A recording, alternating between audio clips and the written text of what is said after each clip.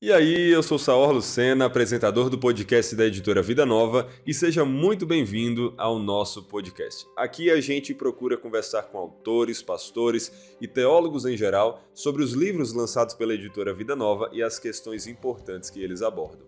E no podcast de hoje nós vamos falar sobre o livro Conhecendo os Pais da Igreja, uma introdução evangélica, do Bryan Litfin. Se você quer entender mais sobre os pais da igreja, ou até mesmo por que isso aqui é uma introdução evangélica, qual a importância de protestantes estudarem sobre os pais da igreja, isso é certo? Será que isso não é coisa de católico? Quais os benefícios que nós conseguimos ao fazer esse estudo? Qual foi o papel desses homens na história da igreja para nós? Quais foram as principais heresias que eles refutaram? Quais as principais doutrinas que eles ajudaram a formular? E como nós podemos realmente utilizar deles para o nosso crescimento. Se você quer entender sobre isso, entender quais são os principais pais da igreja e outras questões, então você precisa adquirir e ler esse livro e também ouvir a conversa de hoje, que vai ser muito abençoadora para você. Se você gosta de podcast, se você tem gostado do podcast da Vida Nova, certifique-se de se inscrever, seja no canal do YouTube para acompanhar a versão em vídeo ou na sua plataforma de podcast preferida para conseguir também estar aqui com a gente. E nos deixe também o seu feedback, seu comentário, seu like, nos ajudando também compartilhando com outras pessoas. Mas sem mais delongas, vamos ao episódio de hoje e quem vai nos ajudar na conversa é o Willy Robert. Willy, seja muito bem-vindo ao podcast da Vida Nova. É um prazer ter você aqui com a gente, meu irmão. Muito obrigado, Saor. É para mim também um grande privilégio, um grande prazer estar aqui, participando aqui com você, e que o Senhor nos conduza, que essa conversa seja uma bênção. Amém, meu irmão. Tenho certeza que vai ser assim, pela graça dele. E antes da gente entrar no assunto do livro, se apresenta um pouco, a primeira vez que você tem uma participação aqui no nosso podcast, espero que seja a primeira de muitas, mas se apresenta um pouco aí para o pessoal que está te ouvindo pela primeira vez. Muito bem. Meu nome é Willy, sou pastor batista, pastor da Igreja Batista Redenção aqui na cidade de Juiz de Fora. Já são 3 anos aqui com esses irmãos queridos. Sou pastor já aí, vai fazer 6 anos já nessa lida do ministério, né? Formado em teologia pelo Seminário Martin Butzer, da turma ali de 2017. Agora estou cursando o MA aí também, que é o mestrado do Martin Butzer, em parceria com o Puritan. Tem sido uma jornada interessante aí também. Casado com a Rose, pai do Abner e do Asaf. Tento aí também fazer algum trabalho na internet, né? Tem o canal aí Resenha Teológica, onde eu trago resenha de alguns livros, tem muita coisa da Vida Nova lá. E a gente está aí trabalhando, servindo a Deus, nessa busca de glorificar mais o nome do Senhor aí a cada dia. Muito bom, meu irmão. Que Deus continue abençoando sua vida e seu ministério, viu? Inclusive, já dei uma olhada no seu canal, tem muita coisa boa por lá. Fica aí a recomendação pro pessoal dar uma passada depois. Mas vamos falar hoje de um livro específico aqui da Vida Nova, que é esse livro Conhecendo os Pais da Igreja, uma introdução evangélica. E é interessante esse subtítulo, a gente volta a ele depois. Mas antes de mais nada, Willy, eu acho que uma pergunta inicial importante é quem eram os pais da igreja e por que eles receberam esse nome? Muito boa questão e, assim, questão fundamental para a gente começar falando desse tema, né? Quando a gente pensa nos pais da igreja, a gente fala nos pais da igreja, nós estamos falando dos homens que foram responsáveis pela sistematização da teologia, do pensar teológico, né? A ideia desse nome pais da igreja é exatamente por essa função que eles têm de pegar tudo aquilo que foi ensinado pelos apóstolos, tudo aquilo que foi trabalhado na Escritura Sagrada e ir aplicando isso à vida da igreja naquele momento inicial, naquele momento incipiente ali da igreja cristã. Muitas heresias foram eles que combateram, muitos pensamentos equivocados que tinham ali, mesmo por parte do Império Romano, pessoas que não eram do meio cristão, eles combateram também. e aí a gente faz aqui uma distinção, uma separação, né, entre problemas que surgiram no próprio seio da igreja naquele momento inicial que os pais da igreja combateram, problemas que surgiram vindo de fora do seio da igreja por meio do Império Romano, foram eles combater, a gente pode falar sobre isso um pouco mais adiante também, mas eles tiveram esse papel fundamental ali no começo. E aí, quando a gente pensa quais são os critérios, por que eles eram chamados dessa forma, né? A gente esbarra em 3 questões, a gente chega em 3 questões aqui que são fundamentais para determinar o que é um pai da igreja, né? A antiguidade, então tem que ser homens aí que trabalharam, há uma certa discussão na história, nos historiadores, sobre qual é o limite, né? Muitos chegam aí até o século VIII, início do século VIII ali, já tem alguns de uma visão um pouco mais tradicionalista, que entende que pode ser considerado pai da igreja somente até o Concílio de Nicéia, né? Concílio de Calcedônia, desculpa, ali em 451, mas o consenso geral é que até o século VIII, ali, primeira metade do século VIII, a gente tem, são os pais da igreja. Então, a antiguidade é o primeiro critério. O segundo critério é santidade de vida. Então, tem que ter sido homens reconhecidos por essa vida santa, essa vida entregue de fato ao Senhor, à palavra de Deus. E o terceiro critério é a ortodoxia, né? Eles têm que ter sido pessoas que escreveram, que contribuíram para a boa teologia. Não pode ter havido nenhuma heresia, nenhum pensamento heterodoxo nos escritos desses homens. Então, fazendo uma questão mais sucinta aqui, homens que foram fundamentais para estabelecer as doutrinas, para trabalhar o contexto apologético, e que os critérios são esses critérios aí de antiguidade, santidade e ortodoxia. Interessante, muito interessante. Afinal das contas, eles são os pais da igreja, não os pais das heresias, né?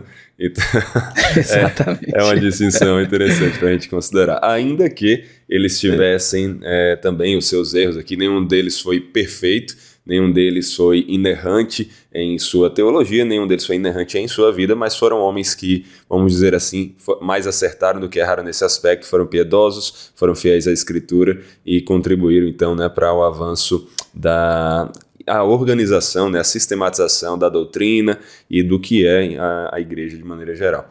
Agora, quando você fala desse período aí, então, de século I até o século VIII, mais ou menos esse período que é normalmente aceito sobre quem é um pai da igreja, como era o contexto cultural e político que eles viviam? É claro que a gente está falando de um período que tem mudanças relevantes, inclusive, mas, em geral, como era mais ou menos o contexto desses pais da igreja? Boa questão, Saul.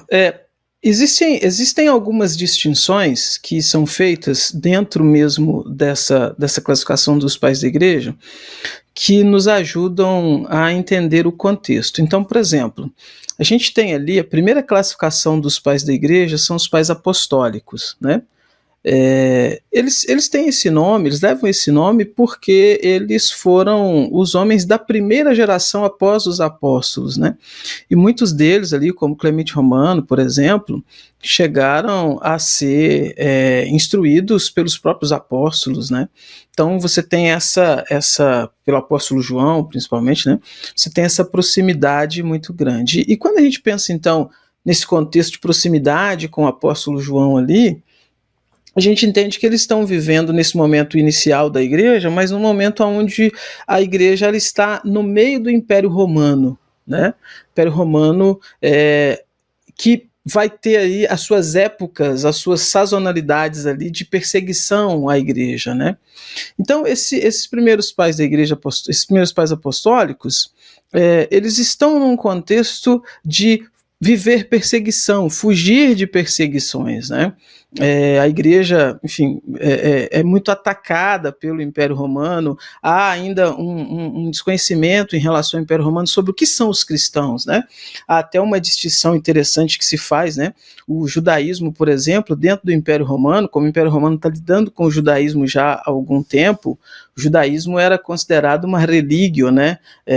Eles não adoravam os deuses romanos, não tinham aquela questão religiosa com os romanos, mas eles eram eram aceitos na sua religiosidade. Os romanos, de certa forma, não mexiam com o judaísmo. Eu digo de certa forma porque a história tem, enfim, as suas questões aí. Mas o cristianismo, nesse começo, quando se começa a fazer uma distinção, quando os romanos começam a entender essa distinção entre judaísmo e cristianismo, eles passam a considerar, então, o cristianismo o que eles chamavam de supertítio, né? Uma espécie de superstição, uma espécie de algo não oficial. E aí a gente tem muita perseguição nos pais da igreja. Então essa primeira parte é uma primeira parte inundada de perseguição, onde os pais da igreja estão se esforçando mais para sobreviver, para manter a igreja caminhando e vivendo ali, do que produzindo outras coisas. Quando a gente chega no terceiro século, especificamente ali 303, né, conversão de Constantino, é promulgado o famoso Édito de Milão, né, que é quando Constantino, então, ele acaba com a perseguição aos cristãos. E aí nós temos agora, então, um momento de maior tranquilidade para que esses homens, então, trabalhem, para que eles possam, então, sistematizar as suas doutrinas, e eles acabam entrando em outros contextos também que, no período da perseguição, eles não conseguiam entrar, né? Então nós temos aí os pais apologistas, por exemplo, que começam fazendo uma defesa da fé cristã frente ao pensamento errado que se tinha no Império Romano. O Império Romano acreditava que os cristãos eram canibais, né? Por causa da ideia de comer o corpo de Cristo, comer a carne de Cristo, aquelas coisas, né? Acusavam os cristãos de cometer incesto, né? Porque, enfim, se chamavam de irmãos e se casavam entre si, quer dizer, que coisa maluca é essa, né? Então a gente tem alguns nomes que surgem nesse contexto aí, escrevendo em relação a isso. Só que quando acabou a perseguição, as coisas estão mais tranquilas, começam a surgir, então, com mais evidência, alguns pensamentos errados, né? Então, algumas heresias começam a aparecer aí. Dentro do cristianismo, obviamente. Então nós temos pais da igreja agora trabalhando, escrevendo para defender a fé cristã. É nesse contexto, por exemplo, que a gente tem um concílio de Nicéia, né, ali em 325, que vai debater questões relacionadas à Trindade, por exemplo, e tal. Então nós temos toda essa variação, como você mesmo mencionou. Uma janela muito grande, com uma variação de contexto muito grande, né? Depois lá com o Teodósio, nós temos o cristianismo sendo adotado como uma religião oficial do império, então as coisas caminham de uma outra forma, né, para o cristianismo. Quando a gente chega em Agostinho, a gente tem um contexto completamente diferente do que se tinha lá no começo, por exemplo, com Atanásio, com Clemente Romano e outros mais, né? No período relativamente curto, uma grande variação de contexto aí, mas seria basicamente essa situação que a gente tem entre eles. Muito bom. Agora eu quero fazer aquele retorno ao subtítulo, como eu tinha falado, que aqui o livro é Conhecendo os Pais da Igreja, mas o subtítulo faz questão de destacar uma introdução evangélica, né? E aí vem uma pergunta que a gente pode embutir nesse aspecto, que é: por que tantos evangélicos têm receio ou desinteresse de se estudar sobre os pais da igreja ou sobre esse período da história? Isso é coisa de católico? Como é que nós podemos ter uma introdução evangélica a esses homens? Interessante, né?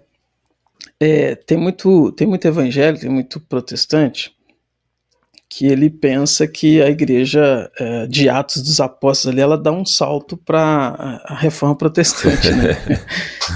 e não é, né? Obviamente não é, né? Uhum. Eu acho que existe um preconceito, e aqui bem no sentido literal desse termo, né, dessa palavra preconceito, exatamente porque as pessoas têm isso em mente. No geral, as pessoas têm isso em mente. Isso é coisa de católico, né? Principalmente quando vão estudar alguns pais da igreja, ou melhor dizendo, quando vão estudar até mesmo os credos iniciais ali da igreja, que mencionam igreja católica, né? Vou fazer um parênteses aqui, Willy, desculpa te cortar. Aqui na igreja, nós temos uma liturgia bem estruturada, né? Uma ordem de culto estruturada, e um desses momentos a gente tem a recitação, a declaração de algum símbolo de fé, algo que tem a ver com a nossa fé. Hoje, por exemplo, a gente tem seguido com o Catecismo Batista de 1693, mas houve uma época que a gente passou um bom tempo, assim, vários domingos seguidos, repetindo o credo apostólico, até por uma ideia do pessoal memorizar. Mas eu lembro que muitas pessoas que foram chegando aqui na igreja, que vieram de outros contextos, ao ouvir o credo apostólico ser recitado no meio do culto, tiveram aquela impressão, meu Deus, eu estou numa igreja católica aqui, o que é que está acontecendo? E aquele susto, né? Porque tem a ver com isso que você está falando aí, dessa falta de percepção do que significa católico apostólico romano e católico no sentido universal, né? Exatamente, exatamente. Assim, é um termo que, como ele está muito marcado, né, ele gera essas reações mesmo, né? Ele gera essas reações estranhas na mente das pessoas, mas é um pouco disso que a gente tem esse preconceito, esse desconhecimento histórico, né? Há também, vamos pensar assim, uma falta de formação histórica, no sentido de que as igrejas não entram muito nessa questão. Então, quando você fala, por exemplo, que a sua igreja ela tem esse costume de recitar esses credos antigos e principalmente preocupado com essa questão de memorização e tal, o que é algo extremamente necessário e saudável para a igreja, para a gente ver que a nossa origem não é em Martim Lutero, né? A nossa origem, ela não é simplesmente na reforma, ela vem lá de trás, né? Então, enfim, é necessário fazer isso, coisas que geralmente a gente não vê acontecendo nas igrejas, né? Essa preocupação, então, com olhar lá para trás e falar, irmãos, nós cremos na Trindade, um exemplo. Como foi a sistematização dessa doutrina? Uma vez que nós não temos esse termo na Escritura Sagrada, como que foi esse trabalho de pegar esse tema, enxergar esse tema em toda a Bíblia, estruturar ele, os termos que foram usados e tal? Como que isso aconteceu? As pessoas não têm essa preocupação, né? A gente fala de dupla natureza de Cristo, as pessoas repetem, né? 100% homem, 100% Deus. Mas isso sempre foi consenso? Será que houve algum ponto, algum momento que algumas pessoas pensaram diferente? Se sim, como que reagiram a isso, né? E isso, nos pais da igreja, ao estudar os pais da igreja, estudar a patrística, a gente aprende que Lutero, Calvino e outros reformadores citam por diversas vezes esses homens porque entenderam, beberam dessa fonte, entenderam que isso está diretamente ligado ao que a gente crê hoje, ao que a gente segue, né?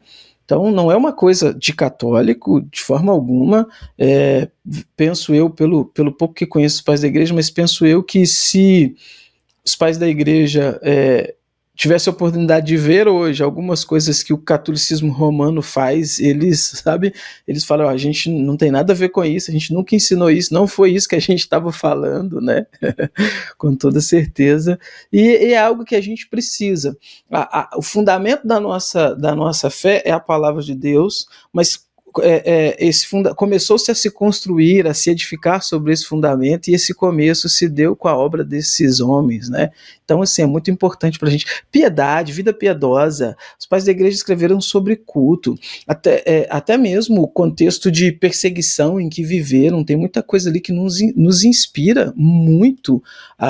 No livro aqui, o autor cita, né, o caso de Perpétua, né, que foi martirizada e tal, e é uma história, enfim, chocante, né, e emocionante e tal. Então, assim, tem muita coisa ali que é preciso garimpar, que é necessário, então, tirar esse preconceito, né, não é, de forma alguma, coisa somente de católico, muito pelo contrário, é coisa de cristão, né. Interessante, porque aquela coisa que você destacou no início, de que a igreja verdadeira, ela sempre esteve, né, a real esteve também no meio da igreja invisível, no meio da igreja visível, ao longo da história. Então, em meio à igreja que se apostatou, tinha também verdadeiros cristãos ali, sendo fiéis, pregando o evangelho, vivendo, buscando viver da maneira correta. Então, nós aprendemos com esses homens, sempre comparando, é claro, com a Escritura, para não deixarmos que simplesmente o que eles dizem seja a nossa regra de fé, mas aprendemos a partir do exemplo, aprendemos a partir do que eles também formularam e desenvolveram a partir do que entenderam da Escritura. Isso é edificante. Agora, você acha então, Willy, que é correto nós dizermos que esse preconceito tem muito a ver também com uma má compreensão do que significa o sola escritura, a ideia de que somente a escritura é nossa regra de fé, e aí se somente a escritura é nossa regra de fé, né? Por que estudar os pais da igreja? Você acha que tem a ver com isso também? Totalmente, totalmente. É muito comum enfim, você é batista como eu, é muito comum no nosso meio batista aquela ideia, nenhum credo, só a Bíblia, né? Uhum. Já ouviu muito isso no meio batista. E veja, isso é uma interpretação totalmente equivocada do que os reformadores quiseram dizer, quiseram ensinar quando eles trabalharam a questão do sola escritura, né? O sola escritura, a chave para entender está exatamente no sola, né? Somente a escritura. A ideia de somente a escritura ali está relacionado com a nossa única regra de fé e prática infalível. Então, nós cremos, nós nos dedicamos integralmente, sem questionamentos, à Bíblia Sagrada. O que está na Bíblia é regra. O que está na Bíblia não é questionável, até porque ela é a palavra de Deus, ela é inspirada por Deus e tudo mais. Agora, existe todo um trabalho que é feito em cima daquilo que está na Escritura Sagrada. E a gente vive isso semanalmente, diariamente. Então, quando você chega na igreja no domingo, o pastor lê o texto, ele explica o texto, ele está pregando, ele está ensinando, o que ele está fazendo? Ele está trabalhando em cima do sola escritura, em cima da escritura, desculpa. Ele está pegando o que está ali para clarear, para aplicar isso na mente da igreja. O que os pais da igreja fizeram foi exatamente isso, num contexto diferente do nosso, obviamente, mas que foi fundamental para colocar cercas. Então, pensa comigo, quando a gente vai estudar ali o Credo de Calcedônia, né, e eles vão definir ali a dupla natureza de Cristo, é muito interessante, né? Porque eles vão pela via negativa, né? Olha, como é que eu vou explicar as duas naturezas de Cristo? Eles vão por aquilo que elas não são, elas não se separam, elas não se confundem, elas não se misturam. O que eles estão fazendo ali? Estão pegando um tema difícil, um tema complexo na Escritura Sagrada, estão fundamentando esse assunto, esse tema, estão colocando cercas, estão dizendo, olha, não se pode ir além disso daqui. E isso é muito bom para a gente, isso é muito seguro para a gente, e a gente faz isso hoje, as nossas denominações fazem isso até hoje. Então, quando você vê, eu citei o Batista, né? Por ser batista, quando você vê o batista dizendo assim, nenhum credo, só a Bíblia, isso que ele está dizendo já é um certo credo. Né? A questão é que é um credo da cabeça dele, né? Quando ele vai conversar com um presbiteriano, por exemplo, sobre batismo, aquilo que ele tem é, de certa forma, um credo. Eu sei, ele está fundamentando na Escritura Sagrada, uma interpretação da Escritura Sagrada, é por isso que a gente é batista, a gente crê dessa forma. A gente vai parando, a gente não pode aprofundar demais, porque senão entra na polêmica aqui, né? Exatamente. Presbiterianos, sejam bem-vindos. A Vida Nova não está só falando a batistas. Mas é isso aí. Mas o ponto aqui é mostrar o quê? Que isso que essa pessoa faz hoje de certa forma, com muitas aspas aqui, viu, pessoal? O que os pais da igreja fizeram no sentido de pensar doutrina, de estruturar doutrina, sabe? De estabelecer doutrina, estabelecer esses muros, então, essas cercas, né? Sim. É assim que eu vejo essa questão. Não, muito interessante. E eu concordo plenamente com você. Nós não somos feitos para vivermos sozinhos, tentando interpretar a Bíblia sozinhos. É claro que o Espírito Santo, ele fala conosco por meio da palavra, mesmo quando estamos sozinhos, mas somos chamados a viver em uma comunidade onde aprendemos uns com os outros, e essa comunidade, ela, claro, tem o seu núcleo ali numa igreja visível e local, mas ela é muito maior do que isso, e ela inclui essa igreja invisível e de todos os tempos, da qual esses pais da igreja que foram fiéis fazem parte, e, portanto, podemos aprender Exato. com eles, semelhante a como aprendemos com os nossos pastores nos dias de hoje e tudo mais, né? E isso tem uma importância. Você estava falando, estava lembrando, sábado agora eu fui fazer uma visita a uma família da igreja e eles têm uma mocinha de 12 anos e aqui a gente tem estimulado muito o pessoal a desenvolver realmente, usar a mente para a glória de Deus. E isso inclui a meditação na palavra, acima de tudo, mas também a leitura de bons livros, inclusive livros de teologia. E eu estava falando com essa menina ela gosta de ler, mas ela tem lido basicamente romances infantis e coisas do tipo. E aí a mãe dela estava falando com ela sobre a importância de ler outros livros e eu também sobre a utilidade de ela começar a ler livros de teologia, claro, mais introdutórios e tal, mas aproveitar que ela já tem essa prática da leitura e encaixar, né, não precisa uma coisa excluir a outra, mas encaixar também livros de teologia. E aí ela chegou para mim e fez, não, mas eu já estou lendo a Bíblia. E eu disse, ótimo, glória a Deus, continue lendo, é o livro mais importante. É o único livro essencial, vamos dizer, que você tem que ler, né? Esse aqui, realmente, todo cristão tem que buscar ler. Mas você vai ser abençoada por meio de livros de teologia que vão te ajudar a entender mais a Bíblia. Ela disse, não, mas eu tenho lido e tenho entendido. Inclusive, um parênteses aqui, ela soltou um assim que me doeu na alma daquela preocupação com a nossa era, que é assim, eu tô lendo... E eu pergunto ao ChatGPT, ele me ajuda a entender. Meu Deus do céu, os perigos da nossa era da inteligência artificial, né? Que pode ser uma ferramenta útil, mas tem os seus perigos aqui. Mas só para terminar meu monólogo aqui, quero voltar a ouvir você, Willy, mas só terminar a história porque é interessante. E aí eu falei com ela e eu disse, mas perceba, o ChatGPT, ele pode se equivocar, é importante você ler de alguém que você já confia, né, de que foi recomendado para você especificamente e tal. E ela, não, mas eu estou entendendo a palavra. Eu fiz, então eu vou fazer o seguinte, eu vou pregar amanhã Romanos 7, versículo 7 ao 13. Leia esse texto hoje, amanhã, quando eu pregar o texto, eu quero que você compare e me diga. Qual das percepções foi mais profunda? A sua, lendo sozinho em casa, ou a que eu trouxe? Aí ela, não, a sua com certeza vai ser maior, Sal, você é pastor? Eu digo, eu sei. Meu ponto aqui é o seguinte, eu não espero que você, com 12 anos, leia a Bíblia e interprete da mesma forma que eu, que estou aqui há alguns anos já fazendo isso. Mas, sabe como você vai ser capaz de interpretar da mesma forma que eu? Pegando livros que eu também leio e sendo abençoado por isso. Então, aqui é o ponto que eu queria chegar com essa história, né? Como livros podem nos ajudar a ter uma profundidade maior na Escritura. Por quê? A Escritura é a mesma e ela é a nossa regra de fé e prática.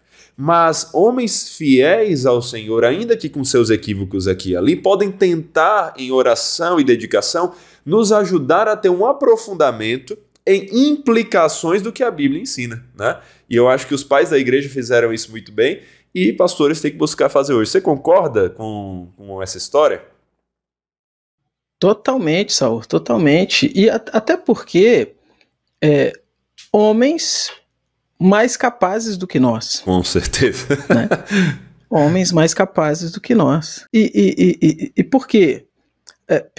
O período que eles estavam vivendo era um outro período. O período que eles estavam vivendo era um período, por exemplo, você pega Atanásio, né? A luta de Atanásio para defender ali, então, a divindade de Jesus, né?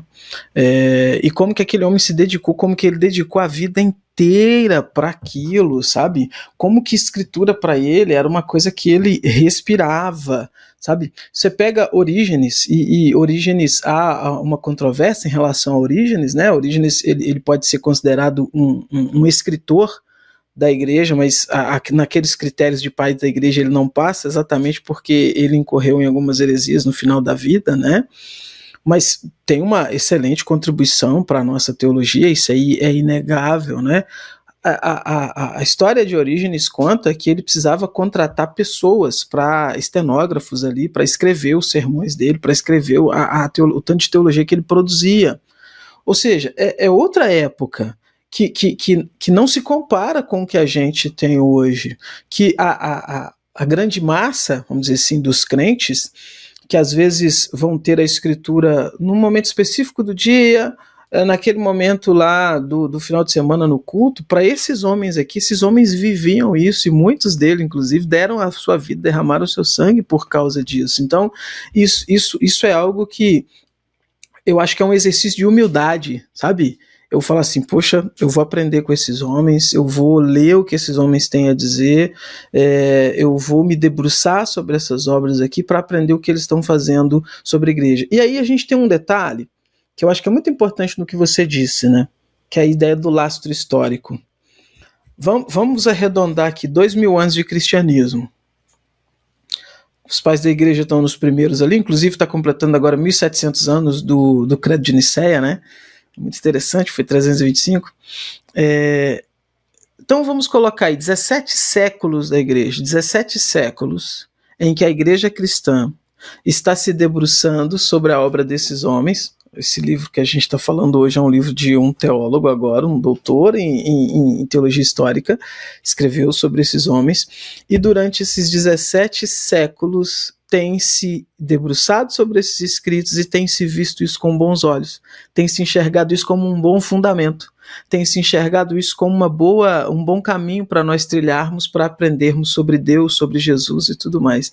Então a gente não pode agora, século XXI, olhar e falar assim, não, isso é paz da igreja, não, isso é um negócio lá para católicos, não tem nada a ver. A igreja, durante toda a sua história, se debruça sobre eles, bebe do que eles escreveram, os recomenda. Então, como eu falei, você vai pegar Calvino está citando os pais da igreja diversas vezes. Você pega Lutero está citando os pais da igreja. Você pega os grandes teólogos agora do período dos puritanos, estão citando os pais da igreja. Os grandes teólogos do nosso período agora estão citando os pais da igreja. Isso tudo é um grande testemunho para a gente de que há sim um tesouro inestimável naquilo que esses homens escreveram. Então, a gente está falando sobre Trindade hoje. A gente volta lá em Tertuliano, que cunhou o termo, que trabalhou em cima desse termo. Então, assim, tem muita coisa para a gente aprender com ele, sim. Excelente, meu irmão. E quando a gente olha para esse livro em específico, Conhecendo os Pais da Igreja, qual é a estrutura que o Brian, o autor do livro, vai usar para expor o que ele tem como objetivo alcançar com o livro? Muito bom. Eu vou até pegar aqui para mostrar. O autor, como eu falei, ele é PhD em teologia histórica, né? Então, enfim, tem toda uma preparação para falar sobre o tema. E me chamou muita atenção essa organização que ele faz. Nós temos aqui 10 capítulos, né? Só me conferir São se 10 esses pessoas, 10 né? contam com a introdução. 10 pessoas, né? 10 capítulos aí tirando a introdução e tal.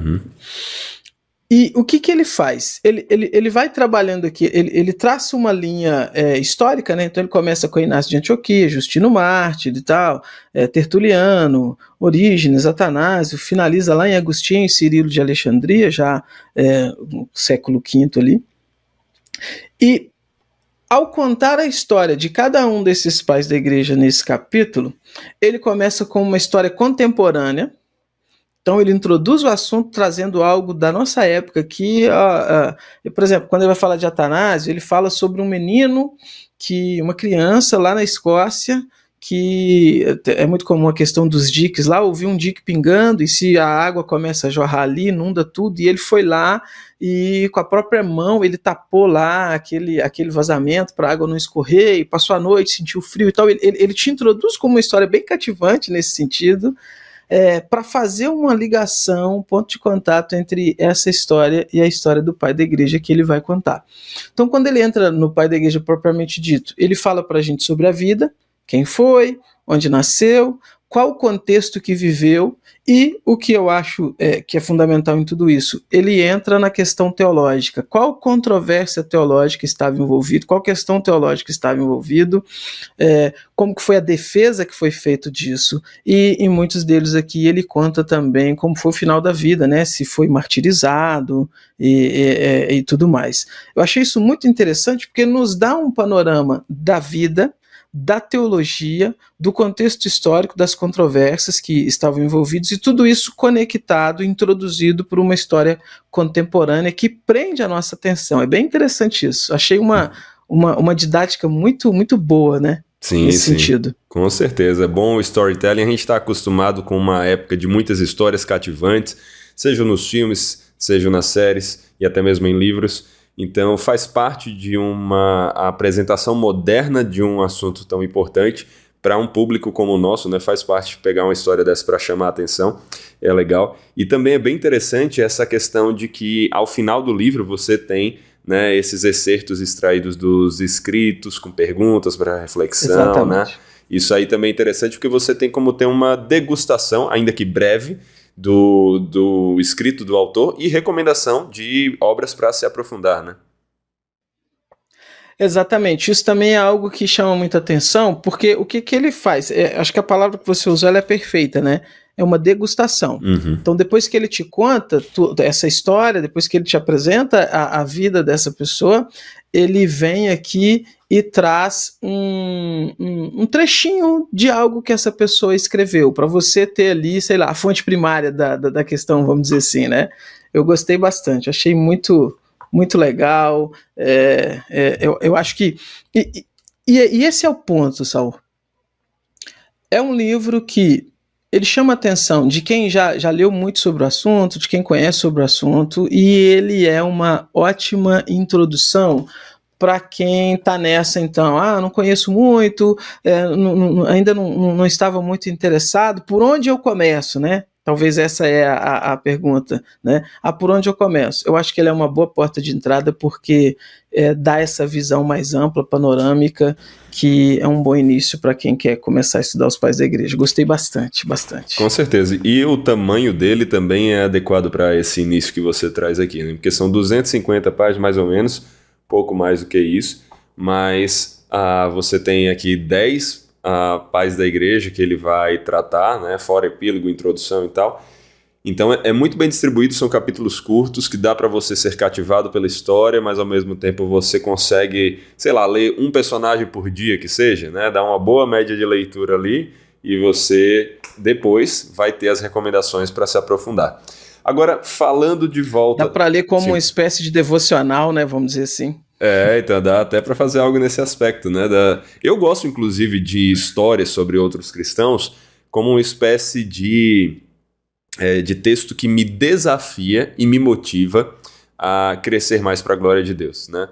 Então, sempre que eu leio sobre homens do Senhor que foram piedosos, que foram dedicados e tudo mais, eu sou desafiado. Primeiro, eu sou humilhado por um aspecto também de chegar e dizer, meu Deus, olha como esses homens te serviram até a última gota de sangue muitas vezes, e eu às vezes estou com preguiça de ir para a igreja porque está frio, né? Às vezes acontece esse tipo de coisa no meio da igreja, a gente tem que abordar. E aí a gente olha para isso, mas ao mesmo tempo eu sou motivado, porque eu vejo ali que o mesmo Espírito que capacitou esses homens a fazer isso é o mesmo Espírito que habita em mim pela mesma graça, sem merecimento nenhum, e que o Senhor vai me capacitar a servir, claro, de acordo com o que Ele quer, não necessariamente, dificilmente, né, um de nós será um outro Agostinho, né, um outro Tertuliano, mas serviremos pelo mesmo Espírito naquilo que o Senhor quer para nós, e isso realmente é muito abençoador nesses livros. Eu gosto bastante desse aspecto. Agora, saindo um pouco da estrutura do livro em geral e voltando aos pais em si, a partir do que o livro fala, claro, mas quais as principais heresias e desafios doutrinários que eles enfrentaram? Porque isso é o que você citou, né? Como eles foram ali defensores da fé, como eles foram importantes para organizar a nossa fé em muita coisa. Então, quais as principais heresias e desafios que eles enfrentaram ali no início? Se a gente for, assim, pensar de uma forma mais panorâmica, né, a primeira heresia que eles lidaram com ela, e que inclusive há até ecos dela no próprio Novo Testamento, o apóstolo João escreveu contra isso também, né, de alguma forma, é o gnosticismo, né? O gnosticismo, ele foi muito influente nesse começo, nesse princípio da igreja ali, e ele basicamente defendia que era necessário um certo conhecimento específico para servir a Deus, para ser salvo, que era um conhecimento que somente eles tinham. Então, para ser salvo, tinha que fazer meio que parte do clubinho deles ali. Além disso, eles tinham também uma visão muito complicada, herética, errada, em relação a Deus. O gnosticismo, por entender que a matéria era má, né, eles não acreditavam que o Deus, o Pai de nosso Senhor Jesus Cristo, havia criado todas as coisas. Então eles entenderam que ele criou uma espécie de demiurgo, ou seja, uma variação dele, né? Ele criou uma espécie de mini-deus, né? Mini-deus, vamos simplificar, um mini-deus. E é esse mini-deus que criou todas as coisas, que é, inclusive, de acordo com o gnosticismo, o Deus do Antigo Testamento. Né? Para eles, aquele Deus que aparece no Antigo Testamento, que se revela para os profetas e tudo mais, era esse demiurgo e tal, e não o Deus e Pai de nosso Senhor Jesus Cristo, que vai se revelar apenas no Novo Testamento ao enviar o seu Filho e tal. Então os pais da igreja lidaram contra isso, né? Eles foram apologetas nesse sentido, né? Ao mostrar o erro dos gnósticos e tudo mais. A gente tinha também o marcionismo, né?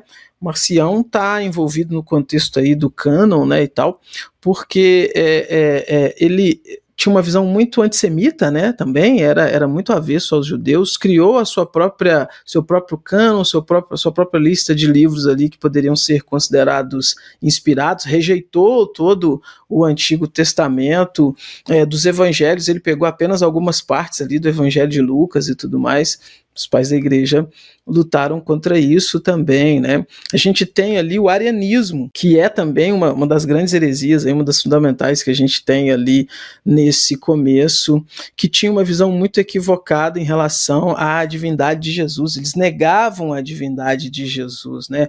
Para eles, Jesus era, na verdade, uma criatura. Eu citei Atanásio aqui, que foi o grande campeão aí contra o arianismo, né? Ário era um bispo da igreja, né? Um presbítero da igreja, melhor dizendo, que começou a ensinar essas coisas e tal, e é interessante, né, porque eu falei de Constantino, que lá no Édito de Milão acabou com a perseguição e tudo mais.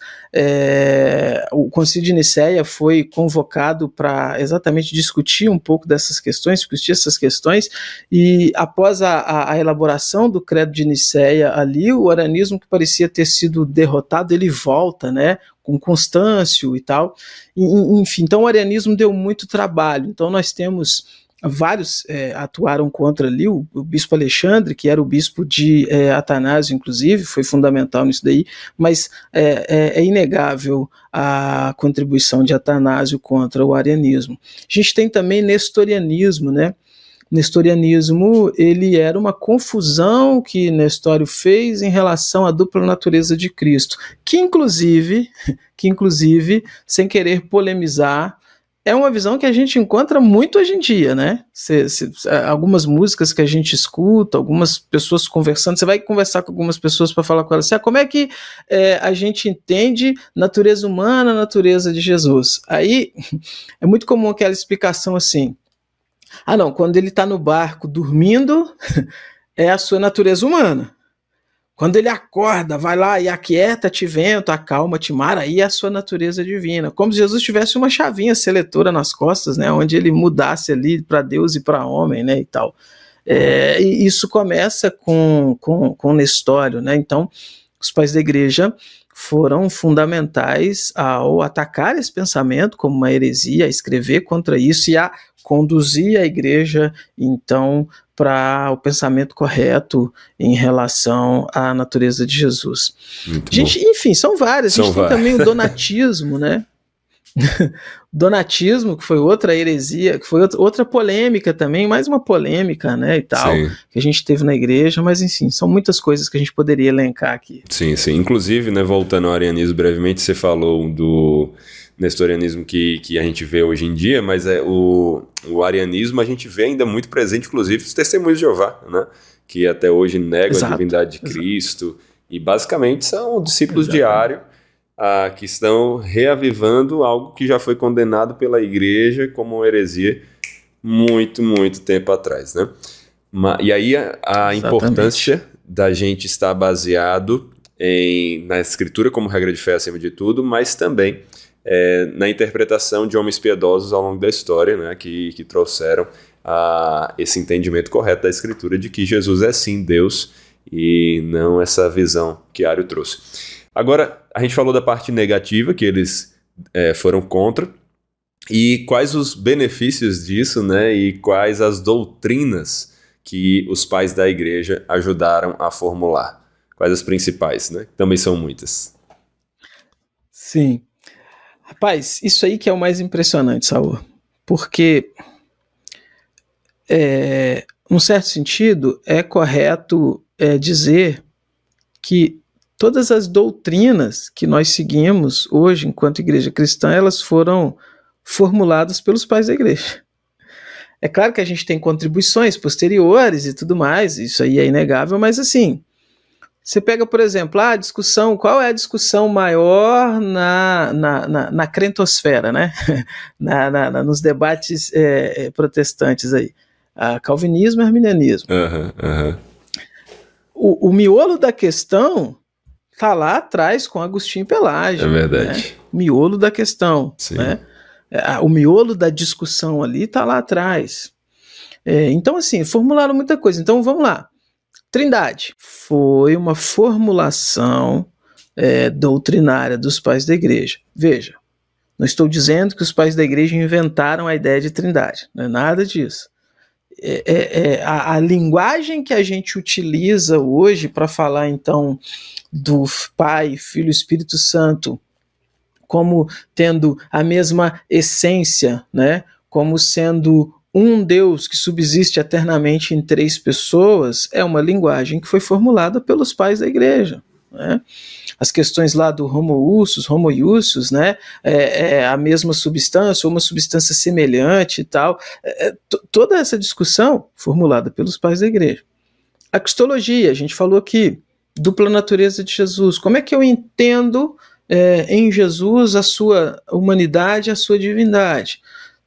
Tudo isso que inquieta a nossa mente hoje, aí você vai pegar, sei lá, sistemática do Franklin Ferreira, sistemática do Gruden, e vai ver lá eles trabalhando isso, estão trabalhando em cima do que foi formulado lá atrás pelos pais da igreja, né? Doutrina da graça, do pecado original, como eu falei. Eclesiologia, os pais da igreja trabalharam eclesiologia. Outro, que talvez é o fundamento de tudo isso que a gente está falando aqui, o cânon bíblico, né? Cânon bíblico, inspiração das escrituras, formulado pelos pais da igreja. E é muito legal a gente falar do cânon aqui, se você me permite, porque hoje nós temos essa questão, essa diferenciação do cânon entre católicos e evangélicos, católicos e protestantes, né? E aí há essa ideia que tem ganhado força também recentemente nas redes sociais. Foi a Igreja Católica que escolheu os livros da Bíblia, que deu a Bíblia, né? O protestante acha que a Bíblia caiu do céu com zíper e tudo, aquela coisa toda, né? Quer dizer, você vê os pais da igreja trabalhando nessa questão do cânon, e você não vê, em momento algum, os pais da igreja determinando o cânon. O que você vê eles fazendo é o que? Reconhecendo aquilo que de forma orgânica o Espírito Santo já estava fazendo no meio do seu povo. Isso é fascinante, né? Isso é fascinante de se pensar. E isso está lá, não essa é uma interpretação protestante evangélica. Não, ache os pais da igreja formulando, determinando isso. Eles não estão fazendo, eles estão reconhecendo listas que são ali já comuns para a igreja. Então isso é muito importante da gente falar, porque o estudo dos pais da igreja, o estudo correto dos pais da igreja, eles servem também para livrar a mente das pessoas de muita bobagem que é dita hoje sobre eles, inclusive, né? Então, enfim, resumindo, né? Temos esse ponto positivo, então, a gente está falando das contribuição em relação ao cânon também lá dos pais da igreja, né? No sentido de colocar essa cerca e de dizer, olha, o que é reconhecido organicamente como livros inspirados são esses aqui, o que sai fora disso daqui não é reconhecido pela igreja no nosso tempo, no nosso período, então não pode ser aceito, né? Excelente, muito bem colocado. E graças a Deus, né, por esses homens que ele usou. Agora, aqui nós temos, então, o Brian escolhendo 10, né, personagens para abordar, para trazer um pouco da história para a gente não tem condições de falar todos eles. Queria que, sem falar de detalhes ainda, você falasse um pouco quais foram os que mais te impactaram, né, de nomes assim que ele destaca aí, quais os que mais te impactaram de alguma maneira? Bom, muito boa questão. Eu vou dizer Atanásio. Assim, quando eu penso nos pais da igreja, a importância dos pais da igreja, de pronto, assim, o primeiro nome que me vem é o nome de Atanásio, pela contribuição que ele traz em relação ao arianismo. Agostinho é inegável, né? Não tem como a gente não pensar em Agostinho, em tudo aquilo que Agostinho contribuiu, nos debates que Agostinho estava envolvido, própria vida de Agostinho, né? Você tem ali, Confissões, né? Que é coisa emocionante, coisa maravilhosa, né? Escrita de um dos pais da igreja. Eu acho que, assim, for pensar em dois, eu diria esses dois. São dois que me impactam bastante, são dois que eu acho que tiveram uma contribuição excelente. Uhum. E se você tiver que escolher um, bora agora, de bate pronto, diga aí, qual é o primeiro nome que vem à cabeça? Agostinho. Eu imaginei, eu também vou de Agostinho aqui. Agora deixa aí nos comentários, você que está nos ouvindo, com quem você vai.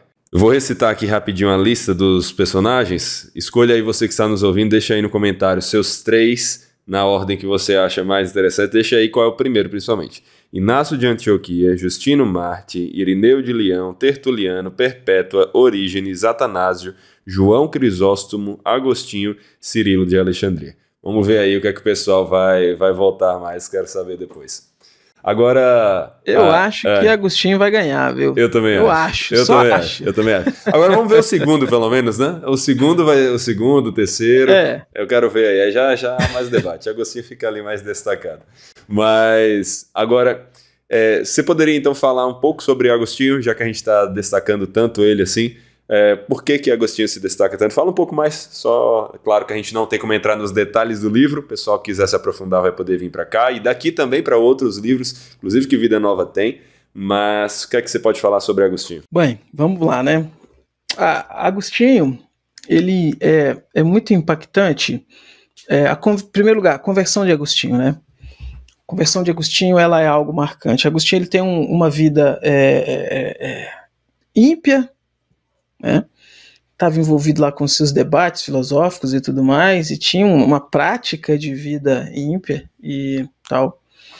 Ele começa a por meio das orações da mãe dele, Mônica, né, começa a se interessar pelo cristianismo e tal.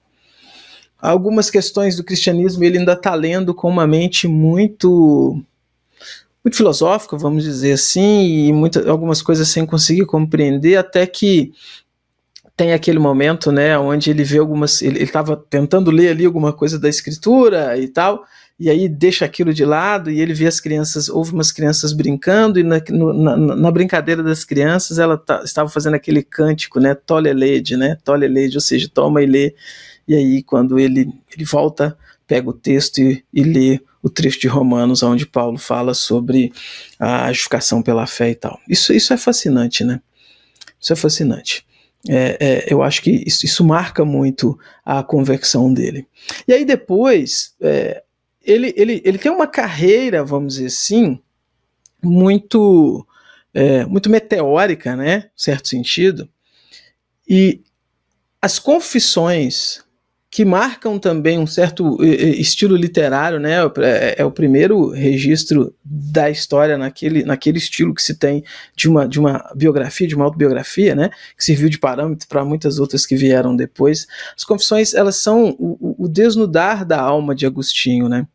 E é muito interessante porque você pega outros pais da igreja, eles estão ali inseridos, contexto teológico, disputa teológica, arianismo, termos gregos, latinos e tal, aquela coisa toda.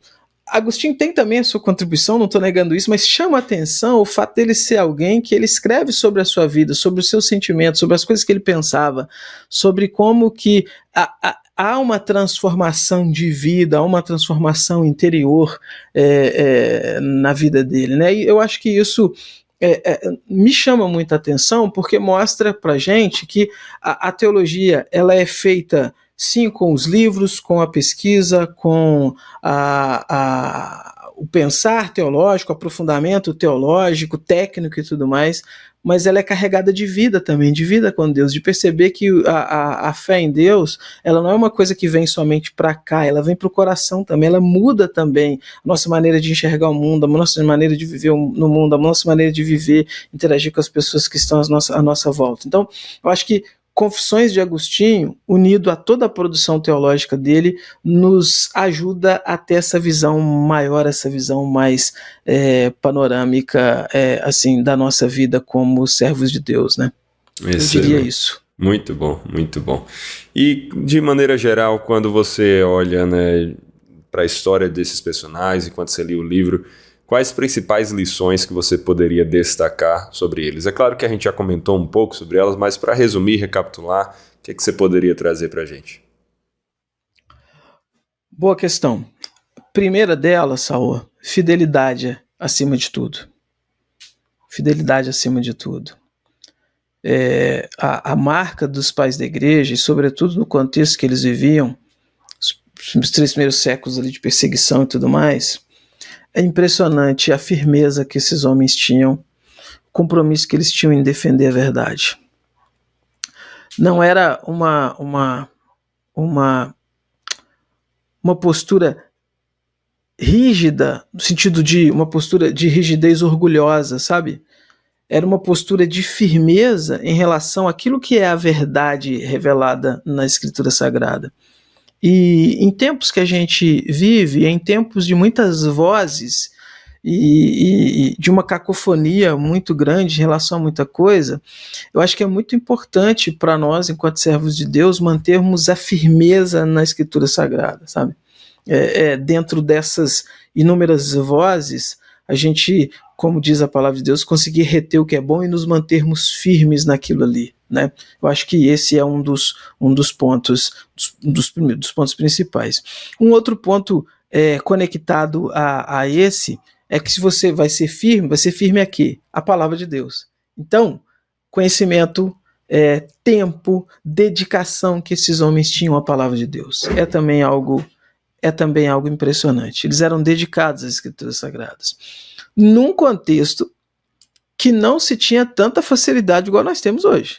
Impressionante. Você pega um celular hoje, você tem não sei quantas versões da Bíblia, em grego, em hebraico, enfim, tudo fácil, é um clique. Você citou o ChatGPT, você entra no ChatGPT, o versículo que fala sobre tal coisa, ele te dá o texto ali. Se você pergunta para ele, como é que é esse texto em grego? Ele te dá o texto em grego, é impressionante. Esses homens não tinham nada disso. Bic, cara. Os caras não tinham nem caneta Bic.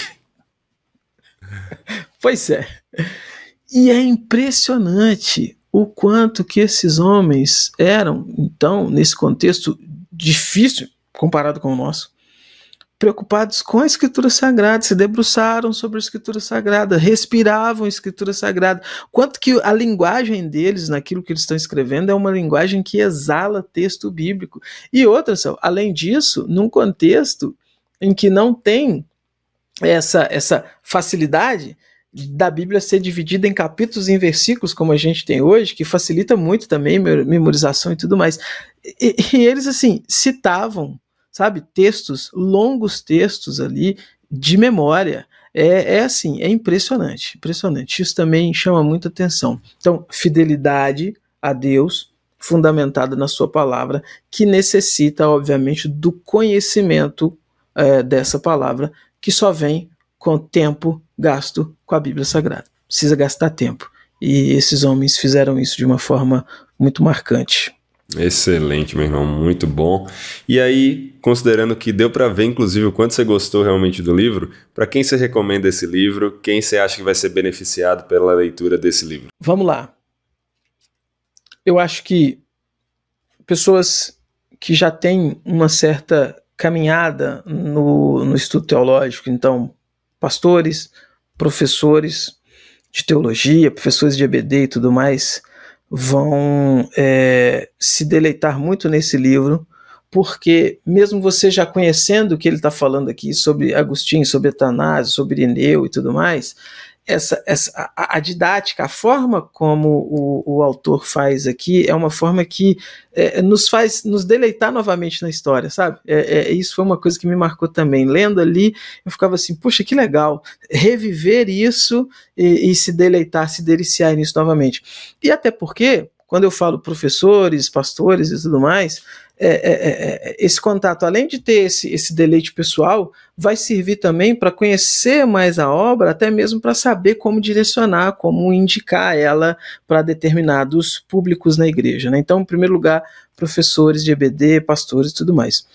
Em segundo lugar, qualquer cristão, qualquer pessoa que esteja interessada em conhecer os pais da igreja. Por quê?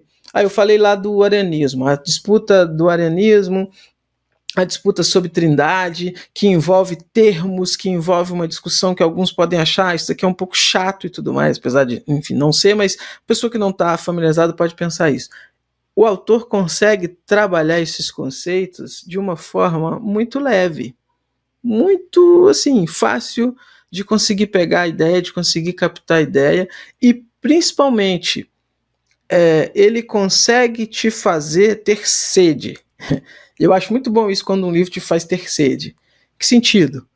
Ele não é aquele livro que te deixa assim, nossa, puxa, ainda bem que eu acabei de ler o capítulo aqui sobre Atanásio. Não, ele é aquele livro que quando você termina, você fala assim, mas ele já acabou de falar sobre Atanásio, peraí, onde é que eu faço, como é que eu faço para saber mais, para ter mais conhecimento, conteúdo sobre Atanásio e tal. Então isso é bem interessante isso. E por quê? Por causa da linguagem, por causa da forma de escrever, por causa da maneira como produziu o livro. Então, eu acho que ele é válido para esses dois públicos aí, vai contribuir demais, vai ajudar demais, recomendo bastante.